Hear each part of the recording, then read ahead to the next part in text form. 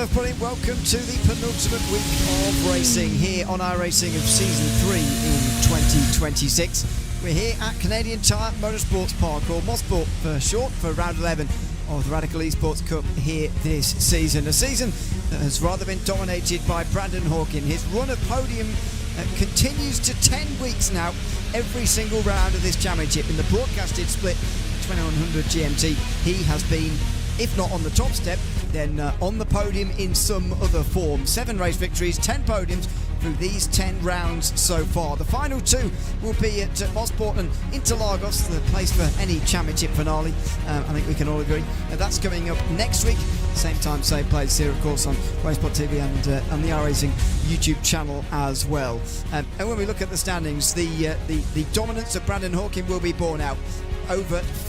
Exactly 400 points he has this week in front of James Barry. This is even while drop weeks are being applied going along. Peter Ivany is 402 behind, so a good battle for second, with Andre Castro very much on his own in 4th place. Then Kjetil Larsen, who's 5th in front of Robert Gullickson, Max Davies and Jake Williams, and then a bit of a drop off back to Heinz Braun and Bruno Vitorino, rounding out the top 10 in the RaceSing official standings at this late stage in the season. As I mentioned, in those standings, the drop weeks are still being applied at this stage. There's a couple of them now, so they will continue to change, but one thing will not change, and that is Brandon Hawkin at the front of the field. Myself in O'Leary alongside J.R. Gregory in commentary tonight in the penultimate round of the championship. To be alongside you once again, JR. Again, a season that Brandon Hawkin has absolutely dominated, and in recent weeks we've come into each week figuring out, is it going to be the same this week? Is there going to be something different about this racetrack that pushes him off the top step? Now, yes is the answer. In the last couple of weeks, Zolder and Phillip Island, his win streak came to an end. However, still one of the strongest drivers, if not the strongest driver in this field, and he's going to have some big challenge today at Mosport, no doubt, but he's going to also have a very good chance to go on and win again in this series.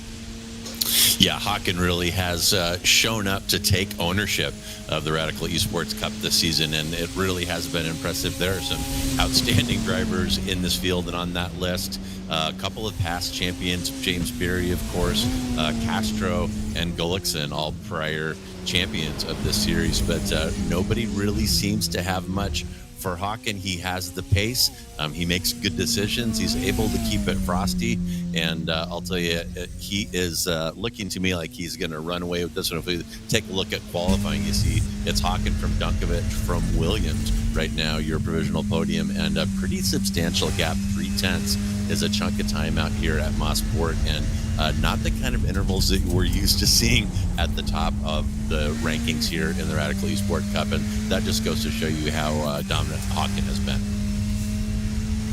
Yeah, it's been pretty remarkable this season, notable in so many ways, and he's got a big field of drivers to compete with tonight, by the way. 23 drivers have made it into this server for this round of the championship. It's always a little bit of a lottery, isn't it, how many we're going to get each week, because of the way that the splits work in iRacing. You put with the top drivers, or we see the top drivers put against one another, I should say, really, and we always see some of the same names, but as far as the others go, we're never entirely sure. And of course, every week at 2100 GMT, you can try and get on the broadcast yourself by entering the Radical Esports Cup race. You might need a fairly decent I rating, depending on what the week is, but nevertheless, you can give it a go, and you might be on the broadcast on a Friday night here at the top split. Tobias Matheson goes over the line there and completes the session just a couple of minutes early here from Mosport tonight. So let's go through the starting grid, and no surprise that Brandon Hawkin is on the pole, the only driver below a 112 in this session. Jack Dunkovic with a good qualifying to get up to second, in front of the return of Jake Williams. Hasn't been in the top 10 since Silverstone. Haber Gullickson alongside Max Davies and Peter Ivany then on row 3. 7th place has gone to Kjetil Larsen, with James Barry down in 8th place. Then it's Denis Kyrkopoulos and then Wright Cormier, who will be very pleased with the top 10 qualifying. Heinz Braun and Rudolf Nagel just miss out on the top 10 in qualifying on row 6, with Ola Henrik Gullickson and Robert Plumley then on row 7. Tobias Matheson, we just saw at the end there, gets up to 15th in front of Andreas Inopi, and David Walters, Ryan Stringer round off row 9. CW Perez in 19th in front of Javier Zapata And outside the top 20, Mauricio Acevedo, Taylor Clark, and Antoine JC Ledbetter in the back end of the field. 23 drivers, and it's not a very big circuit round here, so it is going to be a very, very busy race tonight. It is indeed, and I'll tell you what, I really look forward to seeing these cars at Motorsport. It is a great car and track combination, and this race is going to be won or lost 8, 9, and 10. So watch for contested entries off of that Andretti back straight away into turn 8. Things can get very, very hairy on that entry, and we're going to see it lap after lap here tonight. And as I said, race could easily be won and lost in that last combination of corners. Very tight pit straight here, as you can see. Everybody getting onto the grid now. In fact, Ledbetter is at the back of the field, is not on the grid just yet, but is actually having to grid up round the final corner. Such is the length of this front straight, or indeed shortness of it. 21 laps tonight. It's not a very long racetrack, so you can have a lot of laps. Of course, totaling the normal 25 to 30 minute race that we see on a Friday. Here we go. The lights will come on and we'll be ready to go racing. It is going to be a pit lane start from Ledbetter by the looks of things, who goes into the pit lane while the others stay on the racetrack and get ready to go. And going nowhere in the midfield there.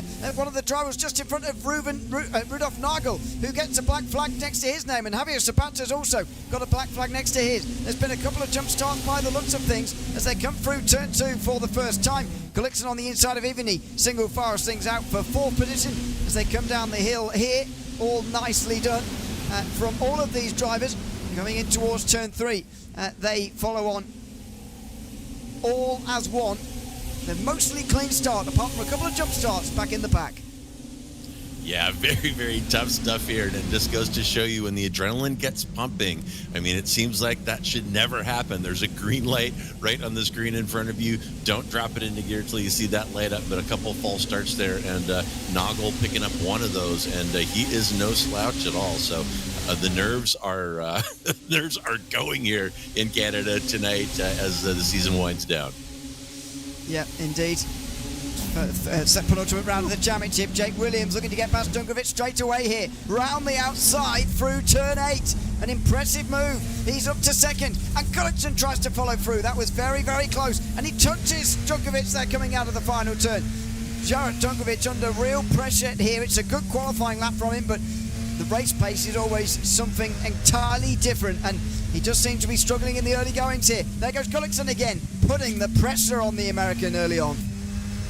Yeah, and if you're a GT3 driver, you know the feeling of coming over that left-hander, over the rise. You always tighten up and hold your breath a little bit. Not so in these cars. Massive amounts of mechanical grip and downforce. That is flat out through here. Just a slight lift for that right-hander, flat out again. And here's the challenging part. No anti-lock brakes on these cars. Got to get them woed up in the slowest corner. Whoop! You see Gullickson with a little twitch there. That was what my next comment. You got to be very careful putting down the power, and that could cost Gullickson as he's got Max Davies, Ivany sniffing around on the inside. Yeah, even he goes through, and Max Davies is going to try and help him here. He's going to push him down the Mario Andretti straight away towards turn 8. Inside line for Ivany. He will just have to, for Davies, he'll just have to back out of that one slightly. On board with James Barry, who watches on. Gullickson down the inside at least, retains 5th, and Barry tries to take advantage. He just backs out of it in the end, and smartly so as well. Davies gets the run himself now and gets blocked by Gullickson again on the front straight in towards turn number 1. This never-ending fight here is only extending the gap to those further out front, but they feel it's necessary to fight this hard for track position in the early goings of this race.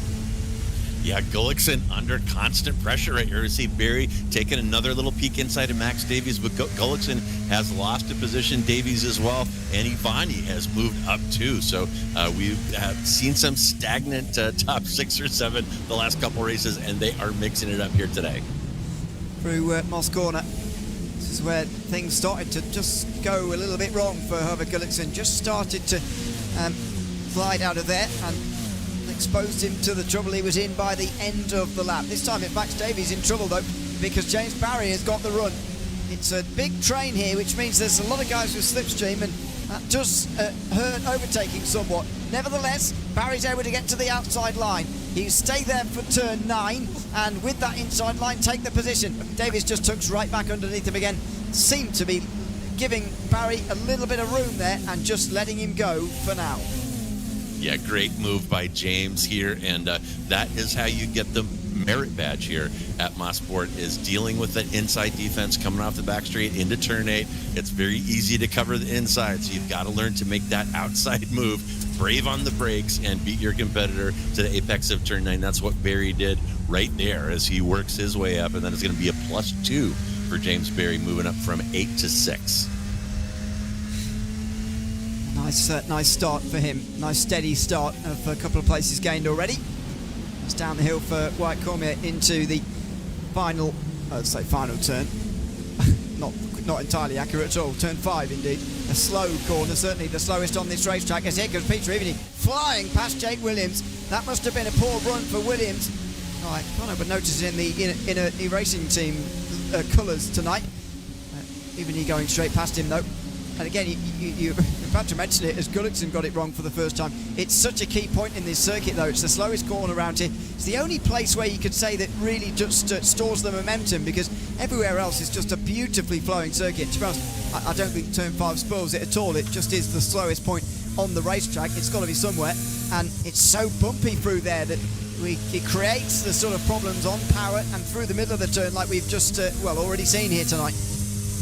Yeah, very, very tough right there. Of course, it's critical, the timing of putting the hammer down right there. You've got to put it down as early as possible. And, that is second gear in these cars. It's a high-strung 425 horsepower, 4-cylinder turbo. The boost comes on, right, as you're trying to roll on the power out of Moss Corner. And even some of these expert drivers have a hard time staying hooked up as Dunkovich gets a little wiggle, and that's Gullickson is off. That corner has finally bitten Gullickson for the second time, and that is really going to cost him as he drops out of the top 10. Yep, and that is a costly error. He's in a bit of a bad run of form at the moment, Hubert Gullickson. We'll get back to that because it's 3 wide for second. Round the outside from Jake Williams. He's made contact there with Peter Evany. He's straight off into the wall. Evany joins him. They both lost their rear wings here. Junkovic is the only one to survive. He's on the inside and so was able to avoid the contact. Even he's got rear end damage, not only the rear wing off, but rear suspension damage as well. So he's not getting out from there. And neither is Jake Williams, who was looking for his first top 10 in the second half of this season. It's been a month and a half since he's had one on a Friday night, and that wait is going to go longer because he's off into the wall half through turn 8. A huge crash at the highest speed point on this circuit for Jake Williams and Peter Evany. Yeah, tickling 200 there. These cars are probably eclipsing 180 miles an hour coming off that Andretti straightaway, and the kind of, Williams leaving his mark on this one for sure. First showing up in the inert livery, which I find a little bit puzzling, and then maybe making a bad decision right there. He's made a few of them off and on during our coverage of the Welshman, and I may need to see that again, and I'm certainly going to be asking around about that inert livery that he's sporting here today. Yeah, indeed, might have been signed up. Can't imagine he's running it just as imitation, so he must have been, but I hadn't heard anything about it. And a spin up in front here for one of the lap cars. The leader's having to negotiate. Somebody spun off the racetrack there. It looks like Antoine Ledbetter, who's gone off there, and thankfully has not reversed into traffic or anything, so the leaders can continue on. So everybody effectively moves up too. Dunkovic back to second. Barry is now in the top 3. Then Larson, Braun, Kirakopoulos, Cormier, Davies, Gullickson, Plumley rounding out the top 10. It's very hard to know where to apportion blame there, really. I know what you're saying on the outside there by William. To be fair, maybe William could have backed out of it, but they were so close to making that work that they could have made it work, but you can definitely question the sense of going for a move like that in the first half of the race. But it's just such a tiny bit of contact that's taken 2 guys out of the race, which feels harsh, and of course it is for those 2, but they were 3 wide, I'd say, at the highest speed point on this circuit. Yeah, that is a tough one, and arguably Williams there entitled to the space. He had position around the outside, and even he may be washed out just a little bit, but you can be right and in the medical tent, and it doesn't really make it hurt any less. Oh, indeed. See whether they indeed come out again. Actually, Williams is already gone from the server, so that is that for him. So it's given us some new battles in the top 10 here, some new names in the top 10 as well. White Cormier in 7th. Oh no, and outside the top 10, CW Pear gets spun around by Tobias Matheson, and a good recovery from Pear, but that definitely is a clumsy bit of contact out of the final corner. That was definitely avoidable by those two. Yeah, and this is one of those tracks. Everybody here has a pretty high I rating, to be sure, being the top split and the biggest points haul of the week here on our covered broadcast. And here's another look at it, doink, and they're just going to fight for position down the straightaway. And Pear might have owed a little space to the left there to allow that other car back on. But Motorsport is one of those tracks that can attract drivers that are very good at the track but don't have a lot of seat time in the radical, and sometimes that doesn't work out very well. Oh, big off in the turn 8 again for Dennis Kyrgiopoulos. He was battling hard in that group, headed by Heinz Braun at the moment for 5th, and he's gone hard right into the fence. And Kyrgiopoulos toes back to pit lane. My goodness me, we have seen some drama tonight. It's not, I've got to say, but if you're maybe picking this up for the first time on a Friday night, it's not normally quite as contact filled as this. I must say, there's a lot of the cars in the field tonight. You wonder whether that is affecting the racing that we're seeing, which is, as I say, involving a lot more contact than normal. Yeah, a lot more contact, some unfamiliar names out here. And here's another look at Kyrgiopoulos. He's going to get some help. Looks like he might have drifted a little bit left there, probably a racing incident, but yeah, very rough and tumble. And maybe I'll ask our producer to show on our timing tower the movement in positions. It is painted green from all the upward movement, something we normally don't see. Look at that, holy cow, +5 for Berry, +6 for Heinz Braun. Goes all the way down to Stringer, up 8 to break into the top 10, and maybe one of his best finishes of all time. Yeah, we'll have a look into that in a moment. Oh, side by side between Davies and Cormier here. Max Davies able to get that position, and Gullickson just hanging back. Oh, he misjudges it though. He hits the back of White Cormier. He was trying to tuck straight underneath out the front straight, and he backs out of it to let him go again.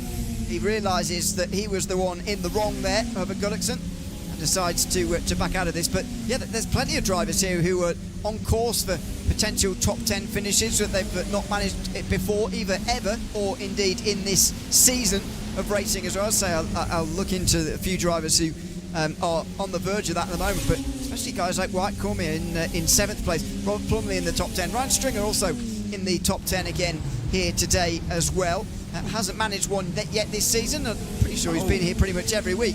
Meantime, Tunkovic was on course for a great result there before he went on through turn 5. Barry goes through, and so does Kjetil Larsen here into 2nd and 3rd.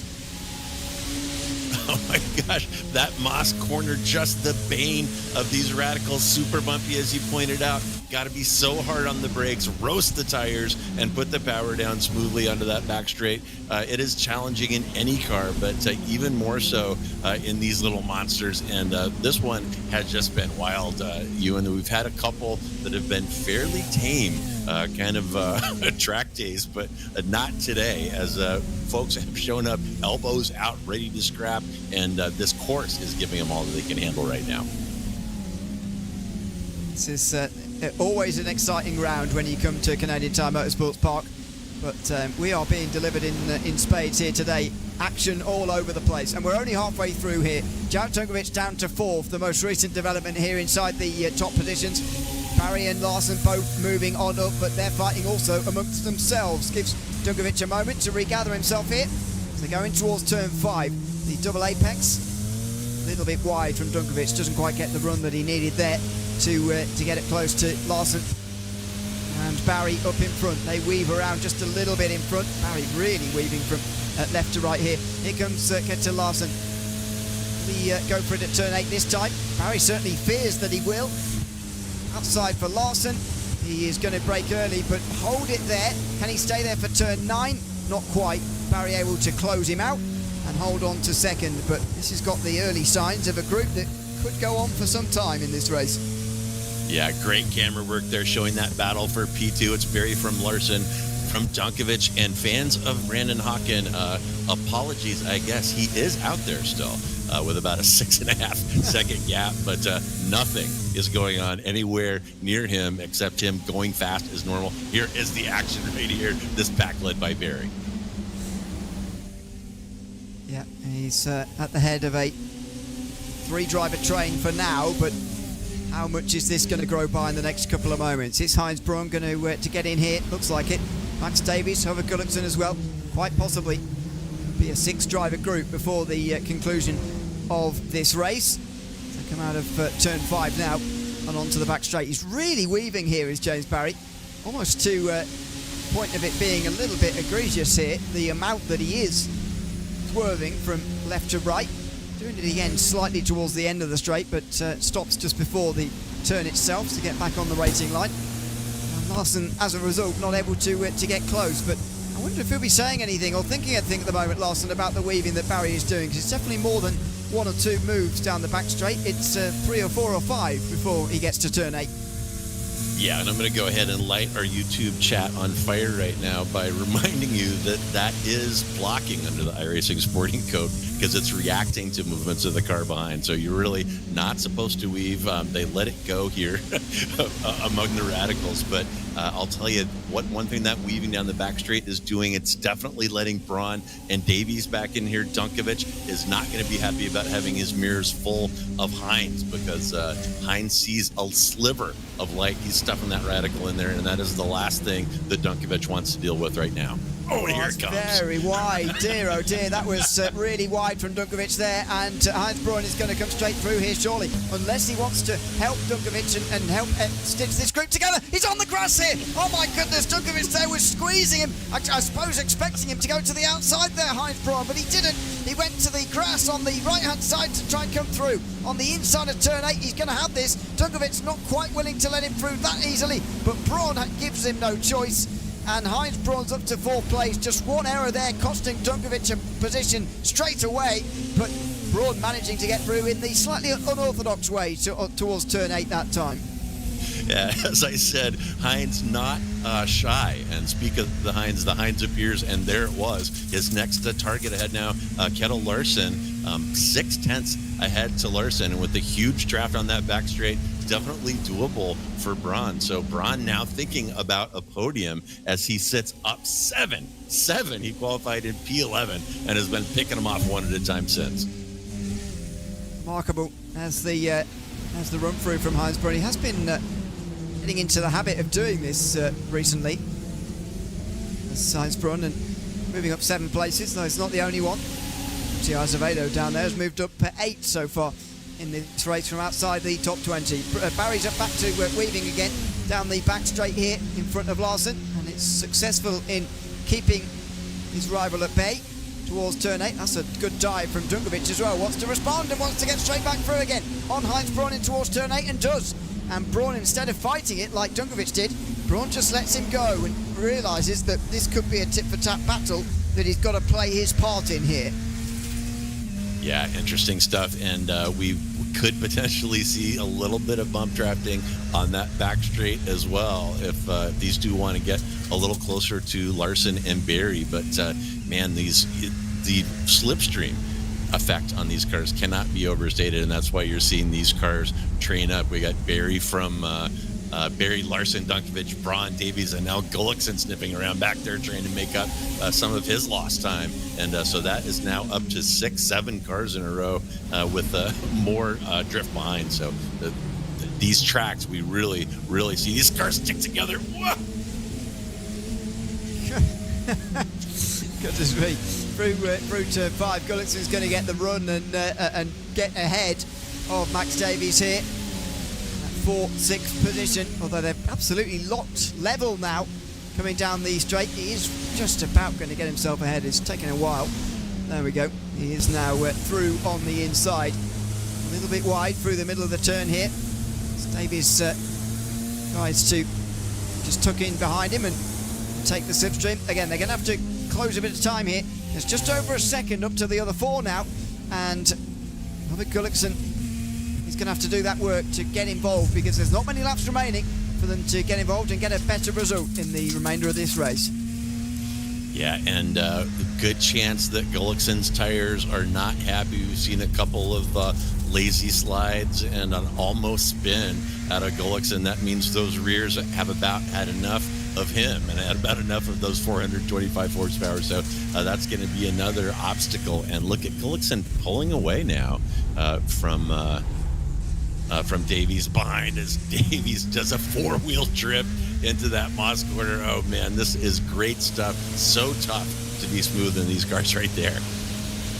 This is going to be an easy pass, unless Max Davies wants to do the pushing instead, and he does want to try and push to get closer to those four up ahead. And this is going to help Larson to the outside of Barry, which gives him the inside for turn 9. He's not quite far enough alongside, but it shows that these guys want to fight. And there goes Dunkovic, steaming into the final turn, trying to get into third position. And it justifies what the two behind have been doing here, trying to work together to try and catch up to these four. Dunkovic round the inside, Larson on the outside. Nice Braun in the background correcting a slide, trying to pick up on whoever is going to lose out in this fight. Dunkovic in the end is pushed behind Larson again, who only just hangs on. Dunkovic goes again though, into turn 3, just about avoids contact. Braun not close enough to capitalise. They stay all where they are at the beginning of this lap. What a move by Dunkovic, lunging there into the last corner, catching Larson unaware. An unusual place to make a move, but you just have to release a little brake pressure, get your nose in there, and you can get side by side. And so close. Jared wanted that position, couldn't quite get it done, but not over yet. There's a lot of laps in this race and plenty remaining. Side by side just in front of Heinz Braun here, and he's the type of driver to get involved 3 wide. He's not going to again here though. Dunkovic has already got experience with that, of course. It saw Evany and Williams both out of this race. Dunkovic goes through this time though, and a 2 wide moment in towards turn 8. So he is through. Gullickson and Davies are now definitely here as well. Although James Barry has gotten clear, he looks like he's going to finish second here tonight behind Brandon Hawkin, who is dominating this race again.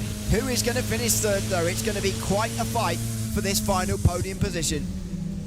Yeah, Barry can finally take a little bit of a breather here. He's loving what he is seeing in his rearview mirror, this fighting going on behind, and yeah, doing a great job managing that gap. It's over 1 second now, 1.1. Barry's kind of on an island right now, and if these guys want to catch him, maybe we might see a little bit more bumping and pushing between Larson and Dunkovic down the back straight. Let's see what they decide to do. Barry would like him to keep right on scrapping, but still plenty of time left to get up and apply pressure to P2. See what happens here. A little bit bigger of a gap this time for Dunkovic, but does that mean he's in the clear or not? He's weaving, feels that he's under pressure here. Braun is probably closer to Larson actually in terms of making a move, and he does. So Larson goes on the defensive, half attacking Dunkovic. They stay as they are. 3 laps to go as Hawkin crosses the line here. These guys will as well. It's 3 laps remaining in this race, and Dunkovic holds this third place for now. Say Barry is clear, but who's going to finish in third? Larson is looking close through here. Look at the dirty air as well there for Robert Gullickson. When you're 4th in the queue, there's a lot of this dirty air as you go through these higher speed corners. Yeah, and I'll have to look back at my notes. This may be Dunkovic's best finish if he can hang on for a podium. I'm not sure if he's pulled a podium in these broadcast races, and I believe we're going to be seeing him back out here on Sunday, so he may be getting some valuable seat time for the Radical Americas Championship show that we'll have coming at you a little later this weekend. Yeah, indeed. Also a Radicals European race this weekend. It's a double header. Radicals Racing, if you're interested in seeing more racing a bit like this, then you can do on Sunday night. In towards the final few turns. It's 3 wide, nearly 4 coming into turn 8. Steaming down the inside, Robert Gullickson trying to take 3 positions in one. In the end, he can't quite take all 3, but Djokovic is in danger of losing 3 here. Into the final turn, he's timing to win one of those back again. Heinz Braun pushed out wide, and he flashes the lights in anger. He's not pleased about being pushed wide there, but Djokovic gets that place back again, and Davies looks to retake the position as well here.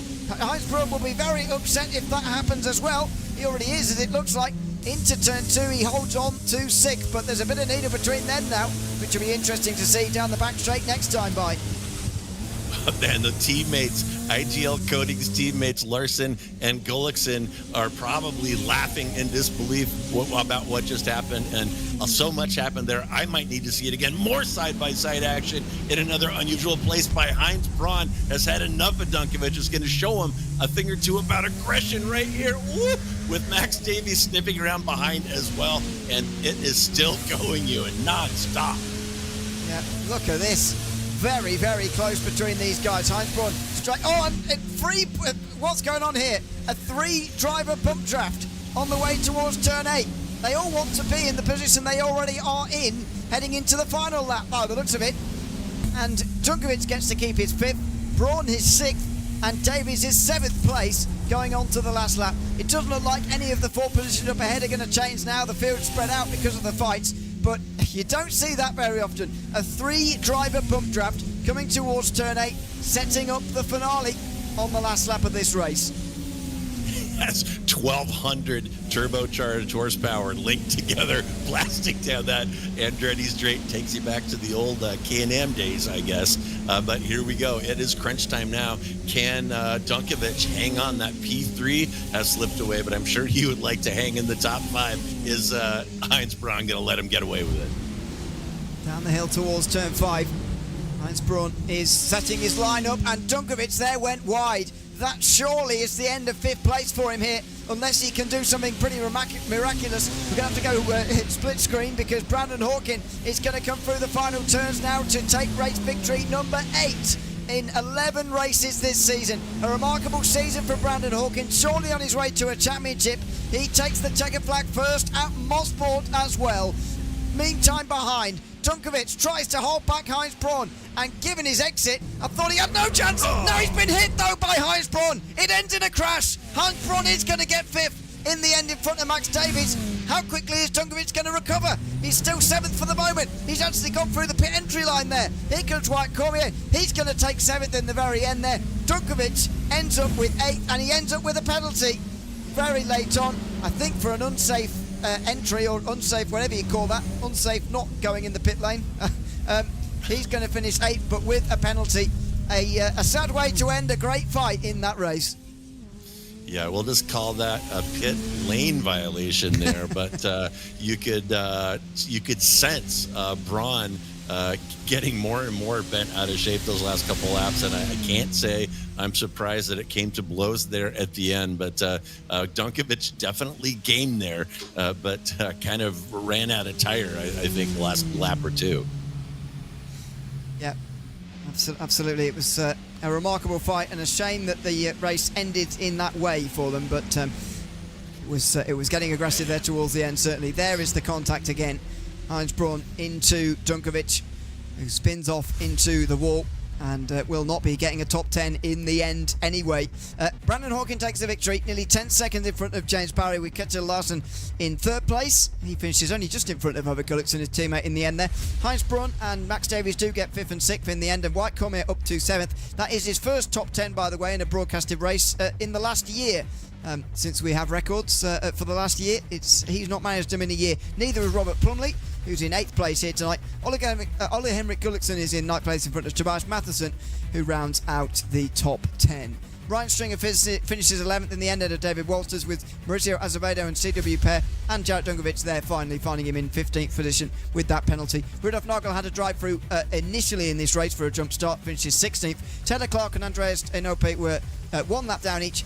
And then the 5 retirements, Dennis Kirkopoulos, Antoine JC Ledbetter running up the top 20. And at the back, Peter Evening, Jake Williams involved in the same crash. And Javier Zapata, after only 3 laps of that race, unfortunately retires.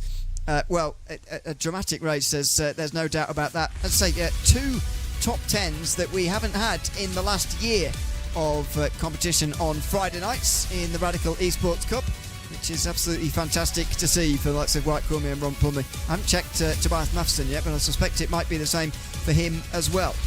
I'll find out. James Barry, though, is waiting for us in the interview waiting room at the moment, and we'll bring him in for a chat. James, welcome in. Congratulations on second in the race tonight. The battle was all for second, really, in the race. Brandon Hawkin was out front from very, very early. Talk us through your perspective on that second place battle, how you managed to get into there and stay there for the end of the race there. Yeah, obviously a fun race from my perspective. Just terrible qualifying, but I'm a bit of fortune. I mean, I think I only made one actual overtake. I think I had a pass at the start, then I made a nice move on Max, and then it was Jake and Peter who came together. I was just checking out the replay. Very, very difficult situation when they're going 3 wide into there. And then Horvath spun, Jarrett spun in front of me in the tricky corner on this track. I don't remember the name of it. So yeah, and then it was just trying to break the toe to Shettil, stop him from being able to attack me. And in the end, yeah, managed to get that gap. So yeah, good day at the office. Speaking of breaking the toe, you were weaving rather aggressively, I thought, down the back straight, weaving quite a lot. Talk us through the amount that it must feel like you're under a lot of pressure in that scenario, and there's a big queue behind you at that stage. Talk us through how difficult it is to break the draft around here and the extents. I guess we saw some of the extents you have to go to, but talk us through how difficult that really is for a driver. Yeah, it is, because it's pretty intense when you've got not only one guy behind you, but the thing is, if you get a bad run somewhere, you might have 2 people attacking you, and you might have a situation that led to that incident that I mentioned, or even if one guy overtakes you, then the next guy behind you might take the chance to kind of follow him through. So yeah, the weaving, I know it's not really a good look, but it's something that over the years that I've been here, I've just seen for myself how strong it is when people in front of me do it. So I've decided that I mean, I don't know what the official rules are. Maybe I should in iRacing, but for me, it's kind of, you just got to do what you got to do. And yeah, I mean, it works clearly, because I managed to keep Shettil from really having a good go at me there, and managed to get a good result as a result. Yeah, indeed. Congratulations on second, James, again, and thanks for chatting to us at the end as well. Cheers, guys. See you later. Thanks so much. That's James Barry, second place here tonight. And while we've been chatting to him, the other podium drivers have got in there waiting for us, including the race winner, Brandon Hawkin, who we can chat to now as well. Brandon, welcome in, and congratulations again on the race victory. Number 8 of 11 races this season in broadcasted races that we've seen. And you got away very, very early on, so didn't really experience some of the great fighting we saw behind. Were you a little bit disappointed, envious, looking in your mirrors there at the fighting that was going on, or just pleased to be on your own in the lead there?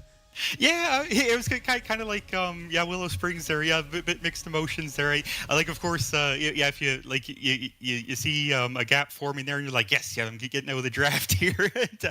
But yeah, would have loved to like a back and forth battle there towards the end. But no, I'll take it. It's they're hard to come by when you can get a bit of a gap, and it was so I'll take it for sure. It was on the lap 1 there, I think I got a good start there, and then they started battling a little bit, and it was just enough to let me break away from the draft, and then I saw the relative going crazy, so I wasn't sure what was happening there, but man, it looked exciting, and so I was able to just kind of drive it home there. It's not usual you get to do that here at Motorsports, but I got pretty lucky there at the start of the race, so I'll take it, man. That was it was a lot of fun just driving this track. It's my home track. Live about 30 minutes away, and so I've probably put more laps here than I have like everywhere else combined for the most part, and really happy to get a win here at my home track. Yeah, even better on home turf. I want to talk about the iRacing officials standings here, because going into this week you were 400 points ahead of the nearest challenger, but it's always slightly different or weird until the final round of the championship, when you really have an idea, and maybe at the end of this week everyone will have a better idea. But anyway, with drop weeks being applied and so on, that can all change. Talk us through the sort of work you've been putting in the week, and the races that we haven't seen throughout the weeks here that have given you such a big lead in the iRacing official standings, and clearly given you a great season away from the broadcasted top split on Fridays as well. Yeah, so I've been putting all my eggs in one basket on Friday at 5, and it's just getting the feel for the car. It's like every track's a lot different with like how the setup works and everything, and so it's just a lot of it's similar but a lot different depending on where we go. And this track it really suits my driving style, and then throughout the season I've just been working on getting full runs pretty consistent, and working the brake a lot. This car requires a lot more brake than a lot of other cars, and that's one of the main things that I learned pretty early on was use the brake to your advantage. And it's been like a great time trying to pick up this car, and the racing all season's been absolutely fantastic. Of course, we got the regulars, we got new people dropping in, and just everybody's been a joy to race with. So it's been really great, and hopefully next week hopefully we can cap it out with another win. But we'll see. It's gonna be really difficult. Yeah, we will. We'll see you next week, Brandon, for that final race of the season at Interlagos, and congratulations again on the win tonight. Thank you, guys. See you next week. Thanks so much, Brandon Hawkin, the winner this week from Motorsport. And nice to win on home soil for him, I'm sure. Ketcher Larsen finishes in third place tonight and joins us now as well. Ketcher, welcome in. Congratulations. Quite a battle that you had to fight through there to finish in third place. Just talk us through how sort of enjoyable it is really as a driver to fight through, and how difficult it is to be involved in these battles at this circuit. It was really good fun, but it's really hard. You have to be focused all the time. And I was chasing Barry. I had good pace and stayed with him. And then Jared came past me, and I lost a little bit to Barry.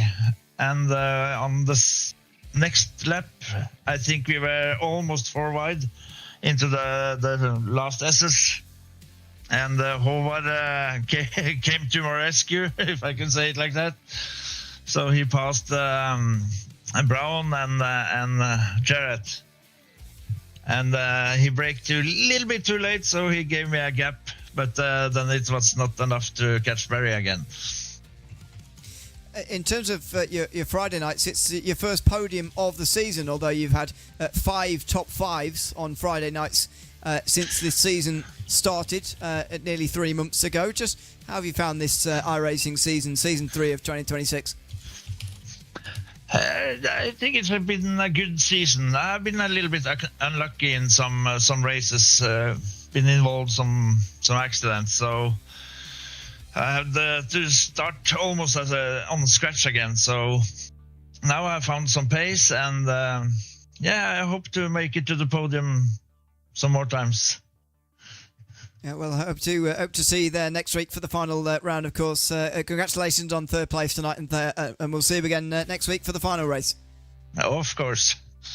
Thanks so much, Ketcher Larsen. Thank you. Third place here tonight from Motorsport in the penultimate round of our championship. JR, I've got to say, one of the most enjoyable rounds I've felt this season from Motorsport tonight.